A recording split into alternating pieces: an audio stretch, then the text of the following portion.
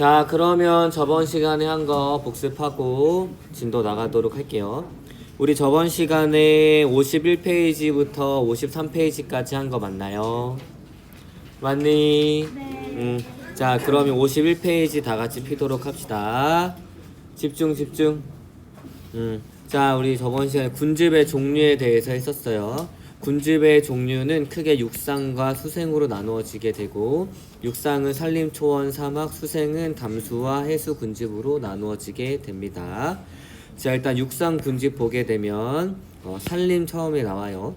자, 목본과 초본으로 구성된 식물 군집으로 오랫동안 안정된 상태를 유지를 하고, 목본 식물이 우점종입니다. 앞에 보세요. 자, 그 다음에 강수량이 많고 기온이 적당해가지고 식물이 자라기에 좋은 환경에 있어야지만 산림이 나타나게 됩니다. 산림의 층상 구조 볼게요. 산림에서 이제 높이가 낮아질수록 산림 속으로 들어오는 빛의 양은 많아져요, 세져요? 많아져요, 세져요? 많아져요, 적어져요? 적어집니다. 그래서 여기가 빛의 세기이고 높이일 때 높이가 낮아짐에 따라서 빛의 세기는 감소하게 됩니다. 그래서 이제 수직적인 구조를 보게 되면 지중층, 선태층, 초본층, 관목, 악교목, 교목층으로 나누어지게 됩니다. 교목은 높이가 대략 8m, 관목은 눈높이여가지고 2m, 그 사이를 악교목이라고 합니다. 산림의 예시 온도에 따라서 열대우림, 상록 화렵수림, 낙엽 화렵수림, 침엽수림으로.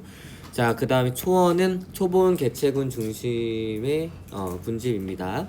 산림보다 강수량이 적은 지역에 형성이 되고, 층상 구조는 초본층, 선태층, 여기 지중층까지예요. 그 얘네들이 거의 없다라고 생각해주면 되고, 뭐 아예 없진 않겠지만 그냥 우점종이 초본이란 얘기입니다.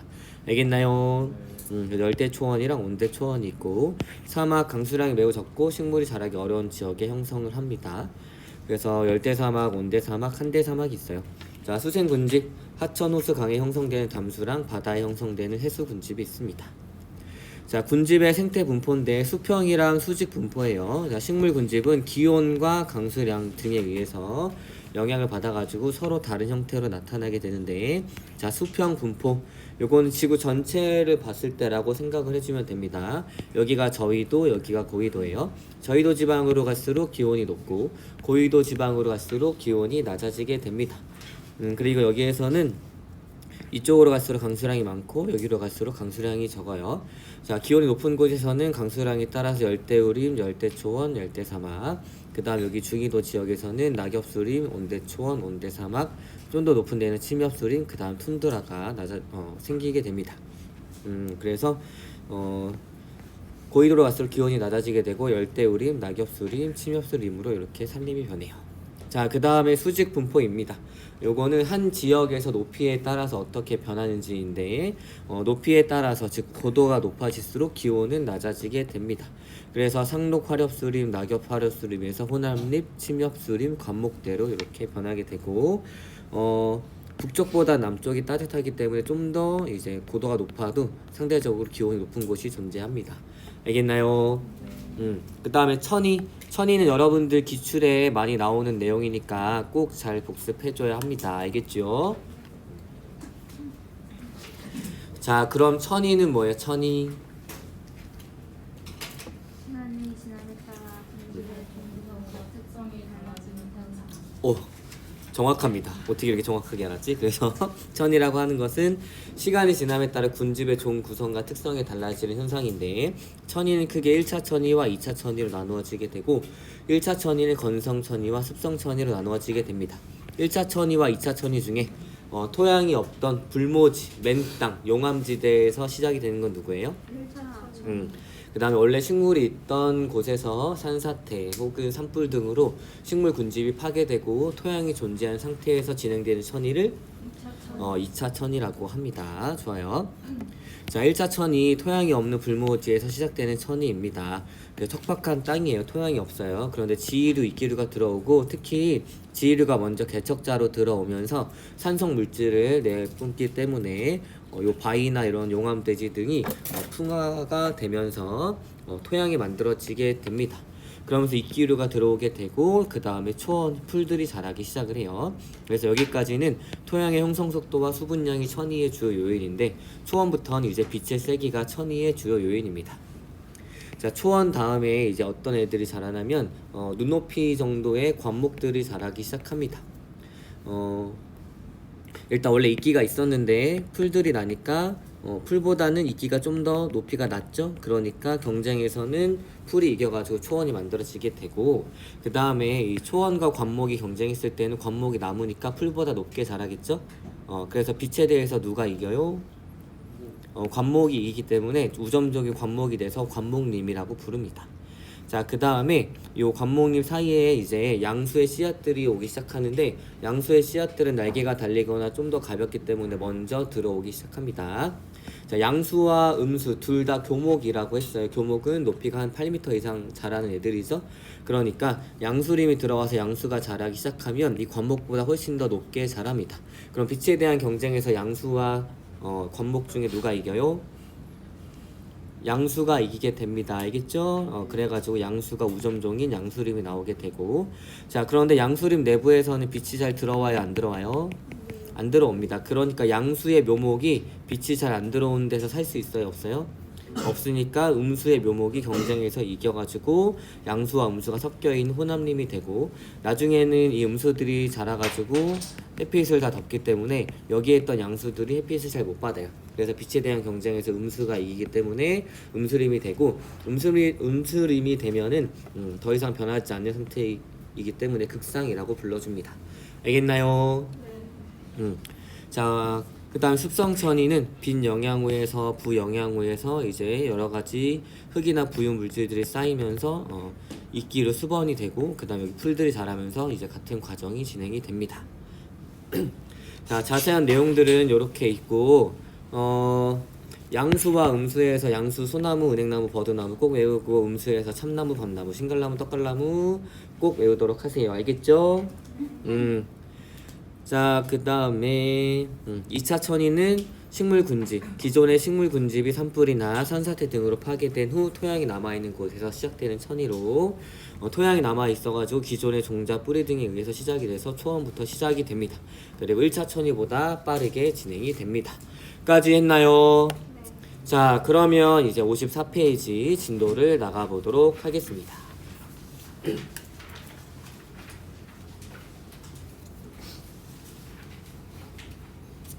그리고 우리가 수요일날 아마 1, 2교시까지 밖에 안 하기 때문에 이번 시간이 이번 주의 마지막 시간이에요. 너무 기뻐하면서 놀라지 마세요. 알겠죠? 자, 그래서 오늘은 조금 끝까지 잘 나가보도록 할게요. 알겠나요? 그리고 발표는 다음 주 월요일까지. 알겠죠? 자, 그러면 이제 진도 나갈 건데, 군집 내 개체군 사이의 상호작용입니다. 군집 내 개체군 사이의 상호작용이므로 다른 족끼리 어떤 식으로 상호작용을 하는지 볼 거예요. 자, 군집 내에는 여러 개체군이 생활하기 때문에 군집을 구성하는 개체군 사이에 다양한 상호작용이 일어납니다. 대표적으로 이제 경쟁, 분사, 포식과 피식, 공생과 기생 등등이 있어요. 자, 이 경쟁은 이제 두 가지를 의미를 하는데, 첫 번째는 개체 사이의 경쟁입니다. 그러니까 개체군 내부에서 같은 종끼리 먹이나 서식지 배우자를 통해서 이제 경쟁을 하는 거죠. 이런 것들을 개체 사이의 경쟁이라는 문장으로 표현해 줍니다. 그래서 같은 종끼리 경쟁이에요. 알겠나요?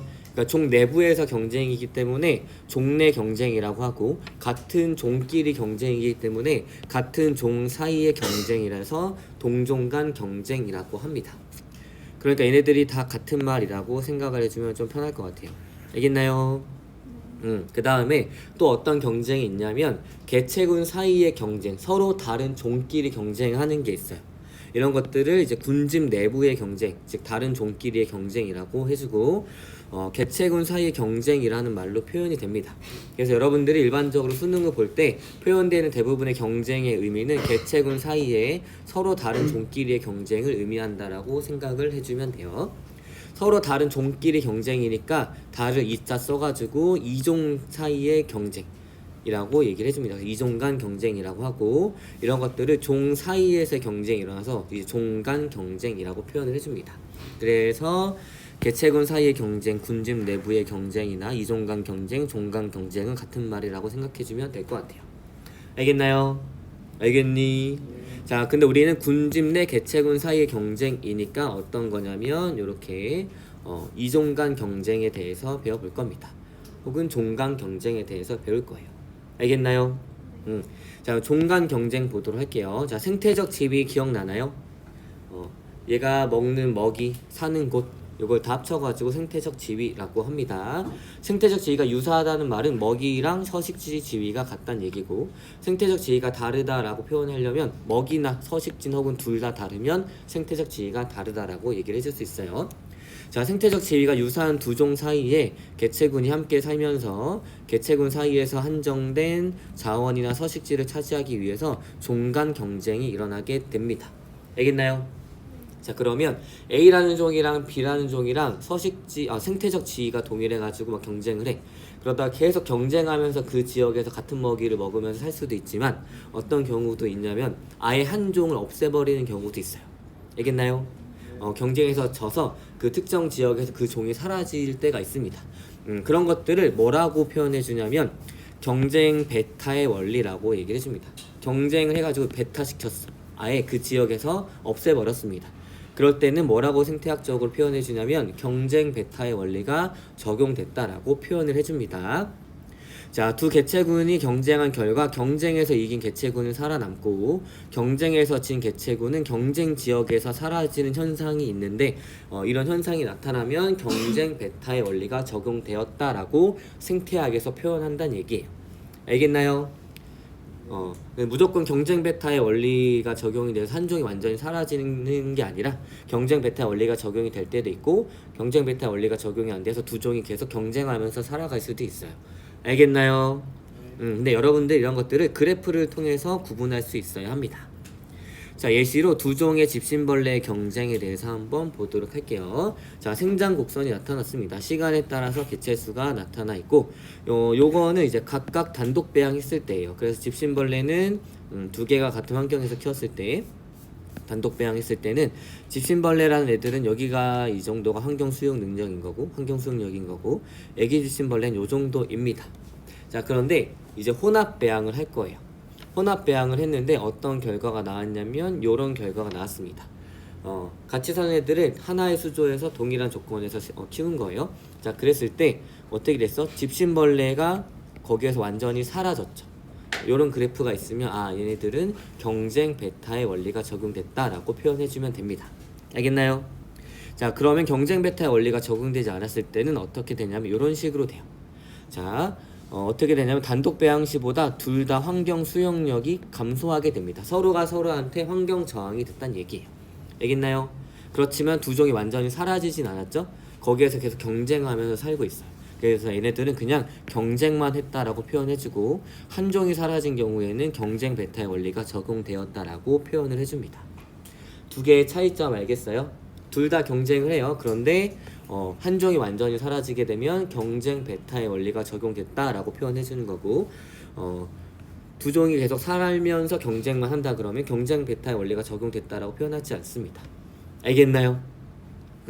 그리고 서로 경쟁하니까 먹이, 서식지 이런 것들을 통해 가지고 경쟁하니까 환경 저항이 세진 거예요. 그래서 환경 수용력이 단독 배양시보다 감소하는 걸 볼 수가 있어요. 알겠나요?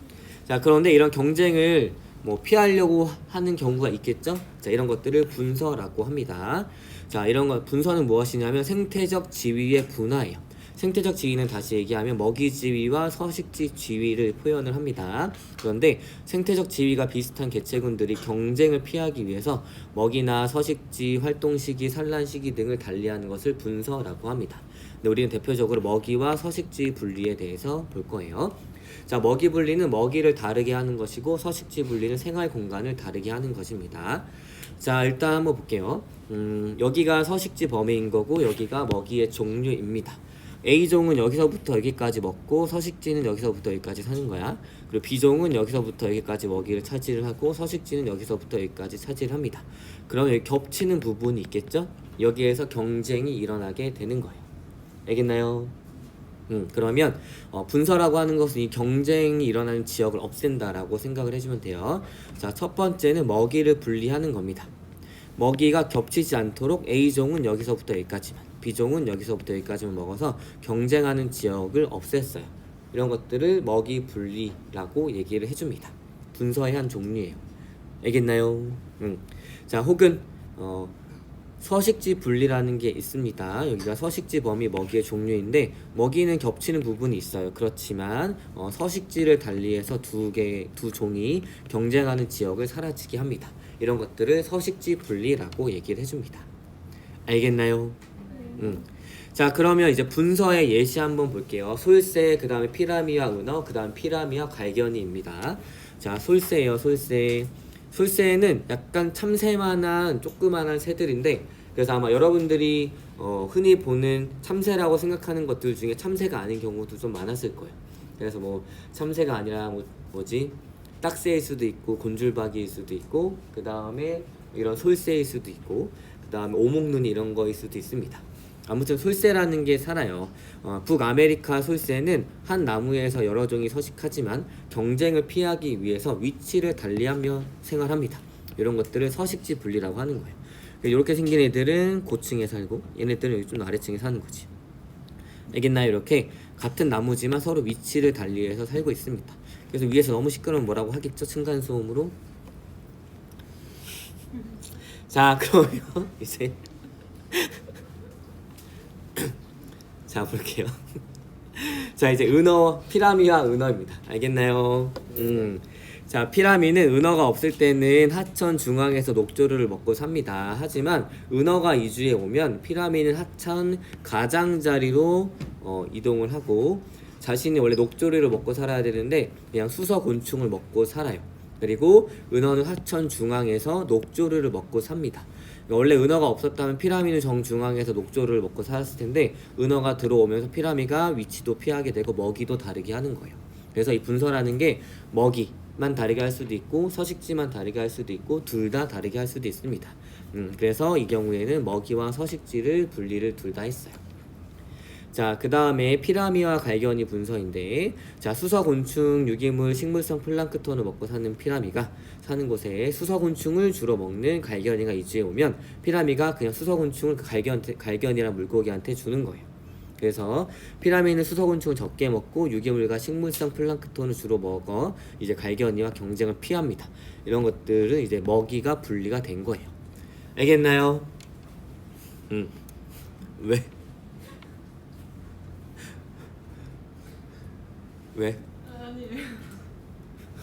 층간소음 때문에? 아니야?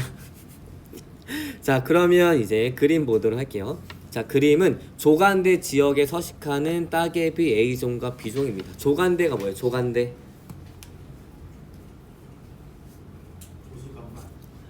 조수 간만의 차 때문에 물이 찼다가 빠졌다가 하는 지역을 조간대라고 합니다. 알겠나요? 자, 그러면 가, 나, 다를 볼게요. 만조수위라고 하는 것은 밀물이 들어올 때 물에 여기까지 찬다는 얘기고, 그 다음에 이 간조수위라고 하는 것은 썰물이 됐을 때 여기까지 물이 내려간다는 얘기예요. 그 다음 평균 수위는 요 정도라고 합니다.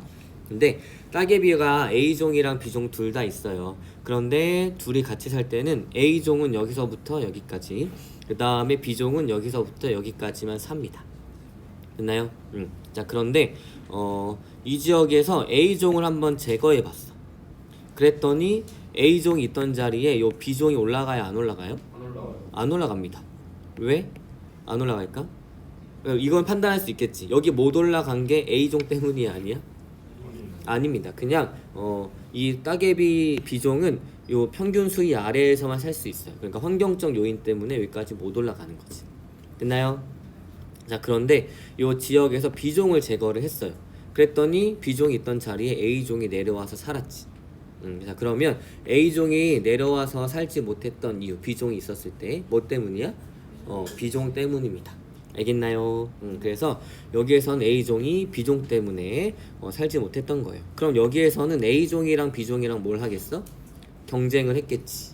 자, 그런데 경쟁을 했는데 A종이 피해버린 거예요. 경쟁이 싫어서. 알겠나요? 그래서 이 상태에서는 이제 분서를 했다라고 생각해주면 되고, 그래서 전체로 봤을 때는 나누어서 사니까 분서인데 이 지역에서 보게 되면은 B종이 A종을 몰아낸 거랑 똑같죠? 그러니까 경쟁 베타 원리가 적용됐다라고 또 얘기할 수 있습니다. 자, 그래서 밑에 설명 한번 볼게요. 자, 두 종이 함께 살 때는 평균 수위 아랫부분은 따개비 A종과 B종의 생체적 지위가 겹치는 곳입니다. 그래서 종 간 경쟁에서 이긴 따개비 B종만 서식을 해요. 그래서 경쟁 베타의 원리가 적용됐다라고 얘기를 해줄 수 있습니다. 여기를 의미를 하는 거예요. 평균 수위 아랫부분은 A종이랑 B종이랑 둘 다 살 수 있는 지역인데도 불구하고 B종이 A종을 몰아냈기 때문에 경쟁 베타의 원리가 적용됐다라고 해줄 수 있어요. 알겠나요? 자, 그럼 나 같은 경우 A종을 제거했습니다. 자, B종은 평균 수위 위쪽엔 서식하지 않아요. 그래서 B종은 평균 수위에서는 살 수 없습니다. 이거는 환경 때문이었다. 그래서 건조에 대한 내성이 A종보다 약하기 때문에 요 지역에서는 이제 B가 올라갈 수 없는 거예요. 자, 근데 가에서는 B종을 제거했습니다. A종은 평균 수위 아래쪽에서도 서식을 합니다. 그래서 가에서 A종의 분포 화한선은 경쟁에서 진 결과이기 때문에 B종이 없을 경우에는 A종은 평균 수위 아래까지 내려와서 삽니다. 그래서 두 종의 따개비가 함께 있을 때는 경쟁으로 인한 피해를 줄이기 위해서 서식 공간을 달리합니다. 여기에서는 경쟁 베타가 일어났고 전체적으로 봤을 때는 서식 공간을 달리했기 때문에 분서라고 얘기를 해줄 수 있고, 문장을 잘 읽어보면 이 문장이 뭘 의미하는지 알 거예요. 그래서 잘 판단이 안 되면 문장으로 판단을 하면 됩니다. 자, 종 간 경쟁에서 이긴 따개비 B종만 서식을 한대. 경쟁에서 B종이 이겨서 B종만 서식을 해. 그러니까 여기는 경쟁 베타의 원리를 의미를 하는 거고, 자, 여기에서는 경쟁으로 인한 피해를 줄이기 위해서 서식 공간을 달리한대. 그러니까 여기서 분서를 의미를 하는 거예요. 그래서 문장을 읽어보면서 여러분들이 이 상황을 해석을 해주면 됩니다. 알겠나요? 요거 좀 차이점 알겠어요? 그래서 문장을 읽어서 이 문장이 의미하는 바를 여러분들이 경쟁 베타의 원리 혹은 분서 이렇게 구분해서 설명할 수 있으면 돼요. 자, 혹시 질문 있니? 없으면 이제 공생으로 한번 가보도록 하겠습니다. 자, 공생. 서로 다른 두 종의 개체군이 밀접한 관계를 맺으면서 함께 생활하는 것을 공생이라고 하는데, 공생은 크게 두 가지로 나누어지게 됩니다. 한쪽만 이익이 있고 다른 쪽은 이익도 피해도 없는 경우, 혹은 양쪽 둘 다 이득이 있는 경우, 이 두 가지로 나누어지게 되는데, 한쪽만 이득을 보는 경우를 뭐라 그럴까? 어떤 공생? 그치. 한쪽 편만 이득을 본다 해가지고 편리공생이라고 합니다. 자, 한쪽 개체군은 이익을 얻지만 다른 개체군은 이익도 손해도 없는 관계를 편리공생이라고 하고, 양쪽 다 서로 이득을 얻는 애들을 서로 상자에서 서로 이득을 얻는 공생 해가지고 두 개체군 모두가 이익을 얻는 관계라고 얘기를 해줍니다. 자, 그럼 편리공생의 대표적인 예시 네 가지를 볼게요. 자, 빨판 상어와 거북입니다. 여기 밑에 보게 되면 상어 한 마리가 있어요. 상어 한 마리가 이제 거북이 밑에 붙어가지고 잘 다니는데, 거북이가 먹다가 흘린 음수 같은 거 있지? 그런 것들이 쪽쪽쪽쪽 먹는 거예요. 그러니까 거북이 입장에 어차피 자기 부스러기 떨어뜨리는 거니까 손해도 뭐 이익도 없고, 그런데 얘 같은 경우에는 거북이 밑에서 달리면서 그냥 편하게 헤엄도 치다가 떨어지는 쓰레기 같은 거 먹고 이렇게 사는 거예요. 뭐 쓰레기는 아니지만, 알겠나요? 이런 부스러기 같은 걸 먹고 사는 거예요. 알겠나요? 자, 그래서 빨판상어는 거북의 몸에 붙어 쉽게 이동하고 먹이를 얻으면 보호받지만 거북은 이익도 손해도 없습니다. 자, 그 다음에 따개비와 혹등고래. 따개비는 혹등고래에 붙어서 살면서 쉽게 이동해가지고 멀리 퍼질 수가 있어요. 그렇지만 혹등고래는 이익도 손해도 없습니다 라고 얘기가 나와서 교과서상에서는 혹등고래가 피해가 없는 거라고 생각하지만, 그 선생님이 다큐멘터리 같은 거 가끔 보게 되면은 이 고래가 이 따개비를 많이 붙어 있으면 약간 고통스러워 한다고. 여러분 한번 생각해봐. 내 피부에 이런 따개비들 붙어 산다고 생각해봐. 그치? 그럼 좀 불편할 거 아니야? 그래서 사람들이 있는 곳에 일부러 와가지고 따개비를 떼달라고 해가지고 사람들이 따개비를 떼주는 경우도 있어요. 그래서 이 예시가 일단 교과서 상에서는 편리공생으로 알고 있지만 사실 다큐멘터리에서 보게 되면 고래가 굉장히 고통스러워 하던데. 그리고 이 따개비가 선박, 큰 배에서도 엄청 문제가 되는 걸 알고 있나요? 네. 어떤 문제가 되지? 따개비가 붙어있으면 일단 무게가 증가하잖아. 그리고 물의 저항도 증가하겠죠. 그래가지고 여러 가지 피해가 있습니다. 근데 일단 교과서 상에서는 편리공생으로 나와 있으니까 편리공생으로 알아두면 돼요. 자, 그 다음 황제청소새우와 해삼입니다. 황제청소새우는 해삼 속에 숨어서 순적으로 보호를 받지만 해삼은 이익도 손해도 없습니다. 자, 그 다음 황로와 물소예요. 여기에 있는 게 황로, 그 다음 얘가 물소입니다. 황로는 물소가 이동할 때 풀숲의 곤충을 쉽게 먹을 수 있지만 물소는 이익도 손해도 없습니다. 이 물소가 여기 가면서 곤충이 틱틱 튈 거 아니야. 그런 것들을 먹는다는 얘기예요. 그리고 여기 약간 똥도 싼 거 같지 않냐? 하얀 거 보니까 아니야. 얼마나 얘 그냥 셔틀 타서 다니는 거잖아. 그렇지 않아? 아무튼 뭐 물소는 불편하지 않대요. 그리고 물소가 왜 물소인지 알아? 얘를 물속에 잠수해서 다닙니다. 그냥 막.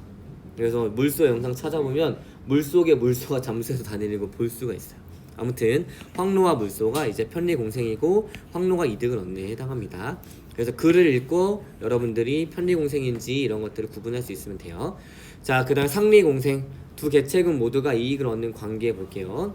자, 니모와 말미잘이 있습니다. 흰동가리와 말미잘인데 흰동가리는 말미잘의 보호를 받으며 말미잘은 흰동가리가 유인한 먹이를 먹고 병든 촉수 제거에 흰동가리의 도움을 받습니다. 그 다음에 콩가식물과 뿌리옥 박테리아가 있는데 요거는 나중에 질소에 순환할 때도 한번 나오니까 한번 보세요. 자, 콩가식물과 뿌리옥 박테리아인데 이 뿌리옥 박테리아라는 애들이 뿌리에 살고 있는 세균들인데 얘네들이 이 콩가식물이랑 공생 관계를 이룹니다. 여러분 혹시 비료 중에 질소 비료 혹시 들어봤어요? 질소는 대기 중에 있는데 이 대기 중에 있는 질소가 자연계 생명체 내로 들어오기 위해서는 번개가 치는 듯한 엄청난 강한 에너지가 필요하거나 혹은 어떤 세균들의 도움을 받아가지고 이 생물들이 이용할 수 있는 질소 화합물의 형태로 바꿔줘야 합니다. 그렇게 세균들이 그 생물들이 이용할 수 있는 질소 화합물로 바꿔준 애들이 대표적인 예시가 뿌리옥 박테리아예요. 그래서 뿌리옥 박테리아는 콩가식물의 뿌리에서 살면서 질소를 식물이 이용할 수 있는 형태로 바꿔주어서 마치 콩가식물한테 질소 비료가 주는 것처럼 생활을 하고 그 다음에 이 콩가식물은 자신의 영양분을 뿌리옥 박테리아한테 줍니다.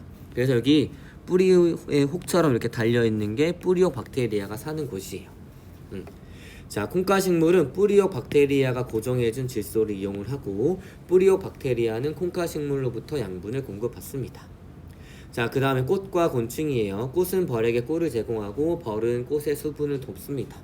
요새 벌이 많이 사라지고 있다 이런 혹시 기사 본 적 있니? 벌이 사라지게 되면 선생님 알기로는 전 세계 식물의 70%인가 90%인가가 이 벌로 인해 가지고 수분을 일으키는데 그게 안 된다고 합니다. 그러면 우리가 먹을 게 또 사라지겠지? 금방 죽을 수도 있어요.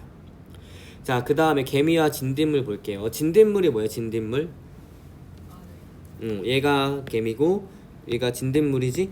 진딧물은 자신의 침을 식물에 꽂아놓고 약간 모기처럼 식물의 물관이나 체간에 흐르는 포도당을 뽑아 먹습니다. 그러니까 식물한테는 안 좋겠지. 근데 개미를 이용하는 거야. 이 진딧물의 천적은 무당벌레인데 무당벌레를 개미가 쫓아냅니다. 그러면서 이 개미는 진딧물한테 포도당 용액을 좀 받아요. 알겠나요? 자, 그래서 개미는 진딧물을 천적으로부터 보호하고 진딧물은 개미에게 진액을 제공을 해줍니다. 자, 그럼 이것도 여러분들이 그래프를 통해서 확인할 수 있어야 합니다. A라는 종과 B라는 종을 각각 단독 배양했을 때 요 정도의 그래프를 그립니다. 여기가 환경 수용력이에요. 자, 그런데 혼합 배양했을 때 B종은 환경 수용력이 변하지 않았어. 감소하거나 증가하지도 않았는데 A종 같은 경우에는 B종이랑 같이 사니까 환경 수용력이 증가했습니다. A종은 이득을 본 거죠. 근데 B종은 이득도 없고 손해도 없습니다. 이건 뭐야? 그래서 편리 공생입니다. 됐나요? 자, 그 다음에 상리공생을 볼게요. A종이랑 B종이랑 혼자 살 때는 요 정도만 환경 수용력이었는데 A종이랑 B종이랑 같이 살게 되니까 환경 수용력이 증가했어요. 둘 다 이득을 본 거지. 그러니까 상리공생 그래프라고 여러분들이 확인할 수 있으면 됩니다. 알겠나요? 자, 그럼 이제 기생 보도록 할게요. 기생. 자, 두 종의 개체군이 함께 생활할 때 한쪽은 이익을 얻고 한쪽은 피해를 받는 관계를 기생이라고 합니다. 피해를 받는 생물을 숙주라고 하고 이득을 얻는 생물을 기생생물이라고 합니다. 자, 숙주 기생관계에서 해를 입는 생물, 기생생물은 기생관계에서 해를 주고 이익을 얻는 생물이에요. 자, 대표적으로 사람과 기생충이 있습니다. 그래서 여러분들 기생충 약 1년에 한 번 정도는 꼭 먹어야 합니다. 알겠지? 올해 먹었어? 안 먹었으면 기생충이 여러분들 몸속에 있을 수도 있으니까 혹시 내가 살이 너무 빠진다거나 난데? 내 말. 선생님 지금 야 8월보다 지금 5kg 빠졌거든? 나 기생충 사는 거 아니? 생각해보니까 올해 기생충약을 안 먹었어. 선생님도 빨리 먹어야 돼. 기생충약 안 먹은 사람들은 기생충약 꼭 먹도록 하세요. 알겠죠?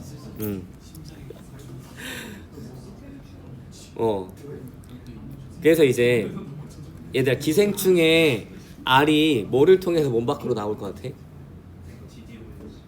그치 DDONG DDONG를 통해서 나오죠?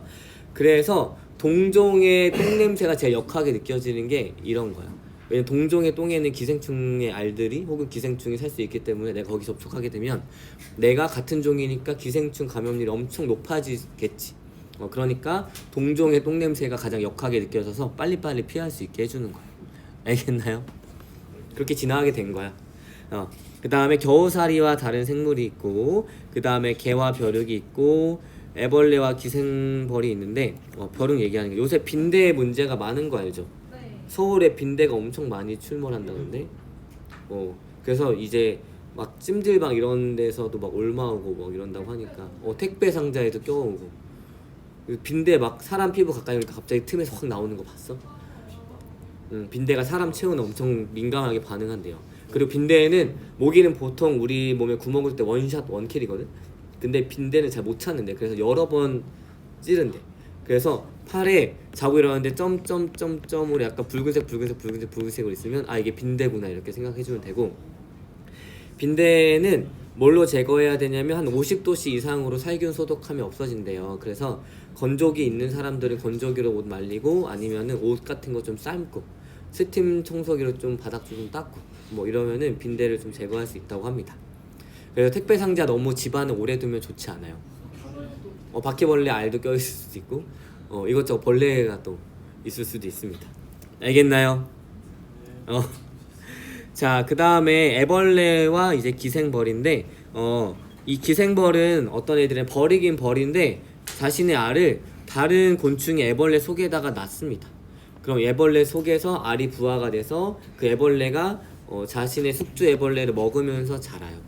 이런 것들 애벌레와 기생벌이라고 하고 그 다음에 새삼이라는 게 있대요. 새삼과 다른 식물이 또 이렇게 관계가 된다고 합니다.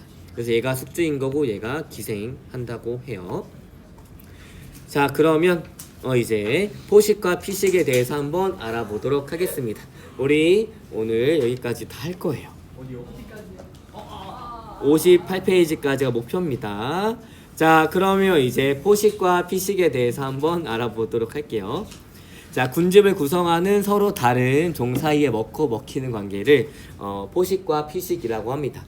포식자는 먹는 애야 먹히는 애야?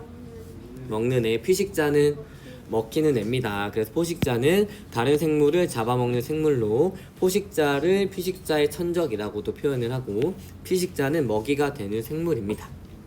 당연히 포식자는 먹이를 잡기 유리하도록 적응을 할 거고 피식자는 이제 포식자를 피할 수 있게 적응을 하겠죠.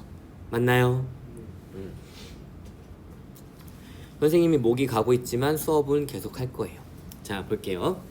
특히 이 포식과 피식에 대한 그래프가 굉장히 여러 형태로 표현이 되고 자주 나오니까 이것도 잘 기억해야 돼요. 알겠나요? 자, 그럼 포식과 피식의 관계입니다. 일단 이거 동그라미 먼저 볼게요.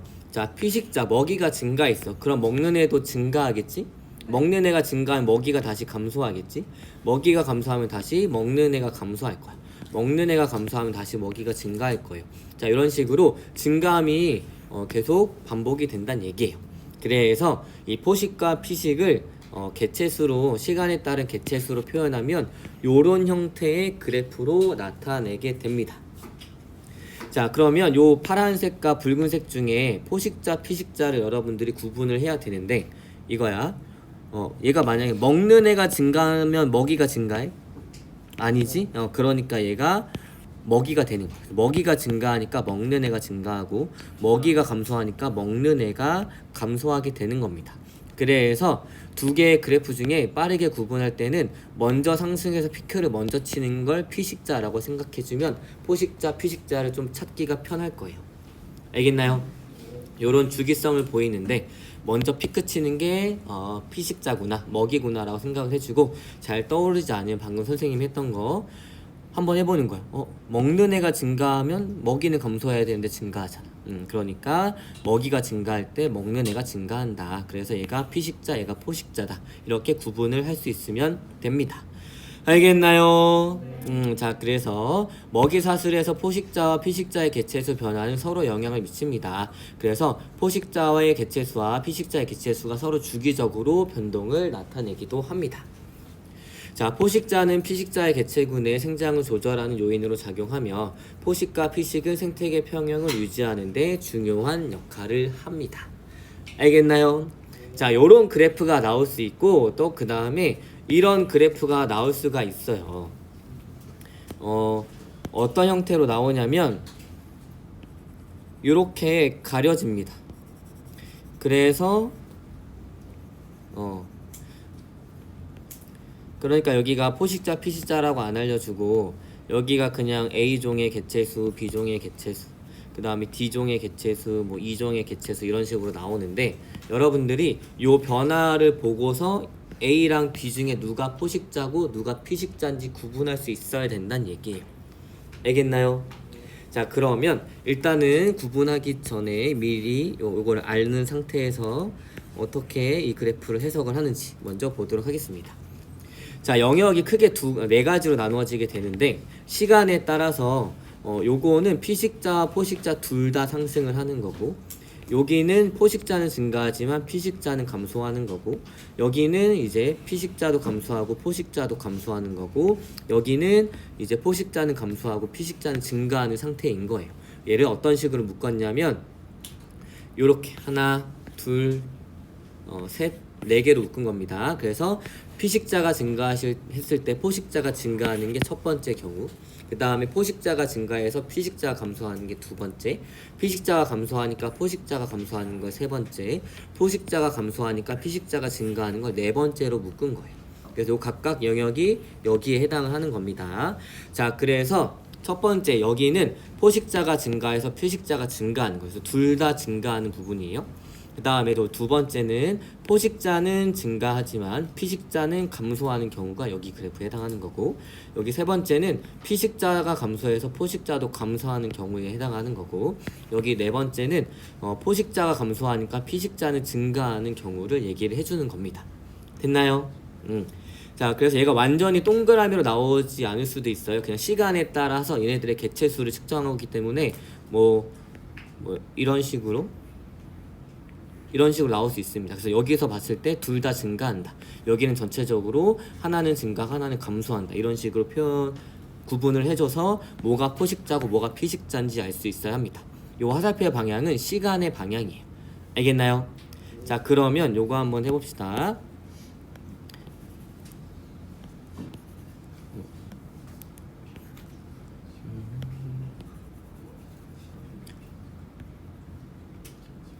자, 이렇게 됐어요. 여기가 A종이고 얘가 B종이야. 그럼 이 상태에서 시간의 흐름에 따라서 이런 식으로 가는데 뭐가 피식자고 뭐가 포식자인지 여러분들이 구분을 해보면 되는데 팁은 뭐냐면 둘 다 증가하는 경우를 먼저 찾고 거기에서 시작하면 돼요. 이해됐어? 자, 그럼 1, 2, 3, 4 중에 여기가 둘 다 증가하지? 그러니까 여기는 A도 증가하고 B도 증가하는 거야. 그럼 여기서부터 가자. 자, 그랬을 때 2번으로 들어갔는데 얘는 지금 둘 다 증가했어. 근데 2번으로 갔는데 B는 증가하는데 A가 감소해. 자, 먹이가 증가하는데 포식자가 감소할 수 있나? 없지. 그러니까 증가하는 게 있고 감소하는 게 나타나요. 그러면 먹는 애들이 증가하니까 먹히는 애들이 감소한다. 이렇게 해서 A 개체군이 감소하는 애가 피식자다. 그 다음에 증가하는 애가 포식자다라는 것을 여러분들이 구분할 수 있어야 됩니다. 됐어요? 자, 그래서 총 크게 4개의 영역으로 나누어지게 되는데 여러분들이 시간이 이렇게 흐를 수도 있고 이렇게 흐를 수도 있어요. 혹은 포식자, 피식자 위치가 바뀔 수도 있겠죠? 그런 경우에는 일단 가장 먼저 찾아야 되는 거는 둘 다 증가하는 경우를 찾고 여기서부터 논리적으로 생각을 해주면 됩니다. 자, 그래서 기울기가 모두 양수인 것을 찾아서 거기서부터 시작을 하면 요 2개의 그래프를 여러분들이 구분할 수 있을 거예요. 알겠나요? 자, 그래서 마지막으로 이제 정리를 해보도록 하겠습니다. 우리 여기까지 하면 새로운 영역이란 말이야. 한번 볼게요. 자, 군집 내부의 상호작용을 플러스 마이너스로 정리할 건데 플러스는 이득이고 마이너스는 손해예요. 알겠나요? 자, 군집 내부의 상호작용입니다. A종과 B종이 있어요. 자, 경쟁하게 되면 둘 다 마이너스겠지, 손해. 근데 분서는 교과서랑 EBS랑 좀 달라가지고 분서는 안 싸우니까 모른다 해서 물음표가 된 데가 있고 아니면 분서 둘 다 마이너스라고 표현되는 것도 있어요. EBS에서는 둘 다 마이너스라고 표현하긴 하더라고요. 그 다음에 포식과 피식인데 이득을 얻는 쪽이 플러스, 그 다음에 마이너스가 되는 쪽이 피식자겠지. 그 다음에 상리공생은 둘 다 플러스, 편리공생은 한쪽만 이득을 얻고 다른 쪽은 뭐 이득도 손해도 없습니다. 자, 기생은 마이너스가 되는 쪽이 숙주인 거고 플러스가 되는 애들이 기생생물일 거예요. 됐나요? 네. 자, 그래서 이런 것들을 또 이런 그래프를 여러분들이 알 수 있어야 합니다. 자, 그래서 여긴 A종, B종인 거고 이쪽으로 가면 B종이 플러스, 여긴 A종이 플러스, 여긴 A종이 마이너스, 여기는 B종이 마이너스예요. 자, 1사분면 볼게요. 여기 1 맞지? 1, 2, 3, 4 맞죠? 자, 1사분면 보게 되면 둘 다 플러스야. 그러니까 A랑 B랑 둘 다 플러스니까 얘는 뭐야? 상리공생인 거고. 자, Y축을 볼게요. 자, Y축 보게 되면 B종은 0이야. 그치? 근데 A종만 플러스가 된다는 얘기지. 그러니까 여기 편리공생. 혹은 여기 X축 여기만 있어도 편리공생. 그 다음에 뭐 포식과 피식, 기생 둘 다 플러스 마이너스가 명확하죠. 만약에 여기서 한 종은 플러스 한 종은 마이너스니까 포식과 피식인 거고 얘가 A종이 될 거고 얘가 B종이 될 거예요. 자, 그럼 경쟁하게 되면 둘 다 마이너스가 될 거고 그다음 기생하게 됐을 때 한 종은 플러스 한 종은 마이너스가 됩니다. 그때 마이너스가 숙주인 거고 그 다음에 플러스가 뭐야? 기생을 하는 생물이 되는 거예요. 됐나요? 자, 그래서 이런 것들을 여러분들이 그래프로 볼 수 있어야 합니다. 좋아요. 2분 남았지만 빨리 해볼게요. 자, 단독 배양했을 때 이렇게 됩니다. 그래서 A종과 B종은 각자 X자 곡선을 나타내게 됩니다. 자, 그런데 종간 IC 누구야? 자, 종간 경쟁을 볼게요. 자, 그럼 A종이랑 B종이랑 경쟁을 했어. 근데 B종이 사라졌지. 그럼 경쟁 중에 뭐 어떤 원리가 적용된 거야? 경쟁 베타의 원리가 적용이 된 거고 그다음 분서입니다. 분서는 별 차이가 없어요. 자, 근데 B종은 그대로인데 A종만 플러스야. 뭐야? 편리공생. 그 다음에 같이 살았더니 둘 다 플러스가 됐어. 뭐야? 상리공생. 이렇게 서로 이렇게 물결치면서 어떤 주기를 그려요. 이런 것들은 포식과 피식이란 얘기입니다. 자, 그래서 여러분들이 개체군 사이의 상호작용과 군집 내부의 상호작용을 구분을 하려면 일단 개체군 개체 사이의 상호작용은 개체군 내부에서 지들끼리의 상호작용이에요. 맞나요? 당연히 서로 다른 개체군이라고 하는 것은 서로 다른 종을 의미를 합니다. 그래서 개체군 내부에서 일어나는 상호작용은 텃세, 순위제, 리더제, 가족생활, 사회생활 등등등이 있고 그 다음에 군집 내에서 개체군끼리의 개체군 사이에서 일어나는 상호작용에서는 경쟁, 분서, 공생과 기생, 포식과 피식이 있습니다. 그래서 여러분들이 요 내부에서 일어나는지 혹은 개체군 사이에서 일어나는지 이런 것들을 잘 파악할 수 있어야 해요. 알겠나요? 자, 그래서 오늘은 여기까지. 와, 고생했습니다. 아, 대박. 자, 오늘 잔 사람들은 꼭 영상 확인하도록 하세요. 그러면 수능 때 좀 공부 좀 하고 너네 알겠지? 고생했어요.